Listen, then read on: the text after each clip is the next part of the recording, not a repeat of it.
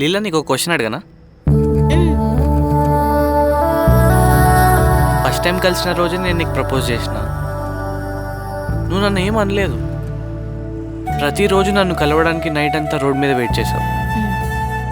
కొన్ని రోజుల పరిచయంలోనే డైరెక్ట్గా నాతో కలిసి ఉండడానికి వచ్చేసావు. తిడుతున్నావా? నేను చూసిన స్ట్రాంగెస్ట్ ఉమెన్వి నువ్వు. ఎలా అంత ధైర్యం నీకు? కానీ నీతో ఉండడం ధైర్యం కాదు, ఇష్టం. అంటే ఎస్ చెప్తున్నావా? సి, ఒక మనిషిని ఫీల్ అవ్వడానికి మనకి 5 సెన్సెస్ ఉంటాయి. Ice, years, touch, smell, taste.